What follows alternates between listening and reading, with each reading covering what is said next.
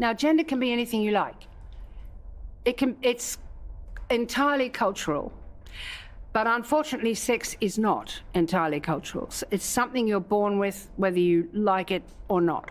And most of us who grow up to be women, who have our first period, 12, 13, 14, whatever, traumatizing otherwise, a body we thought we knew becomes smelly and dirty and different. And then the boys come along who've been watching pornography and say that we're not groomed, we have to remove our body hair and so on. We're going to spend our lives removing body hair. That's femininity, which is the fake version of femaleness. Female is real and it's sex, and femininity is unreal and it's gender. And it's a role you play.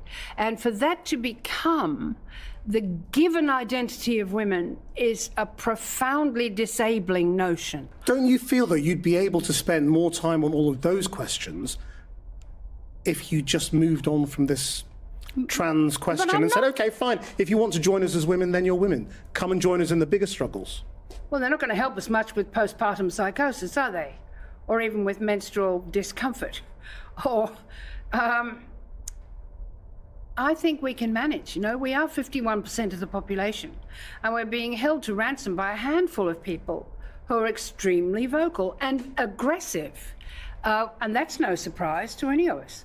I mean, I don't understand why we have to make a mockery of older women. And that's universal. You say to me, I'm offending people. Every time you get vilified because you're an old woman, and you only have to be 50, not very old. I'm now 80. I'm as old as you like. And you can call me senile and anything else you want to call me. But I'm not going to be hijacked for this question of sexual identity, of gender identity. Look, I wrote a book a long time ago about how you get made into a woman. In those days, we called it conditioning. And you could see it happens from birth. Little baby girls are left to cry for longer than baby boys. They are fed for shorter periods than baby boys. We want them to be smaller than baby boys, and so on and so on and so on. And it goes right through our entire lifespan where we're learning femininity. And it's a masquerade. It's not who we really are. There is nothing feminine about being pregnant.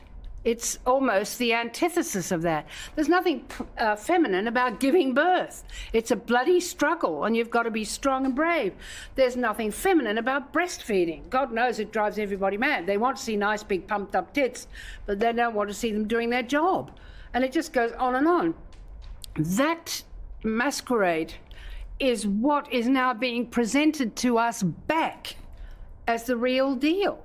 With the hair extensions and the false eyelashes. And you think, why do you think that's real?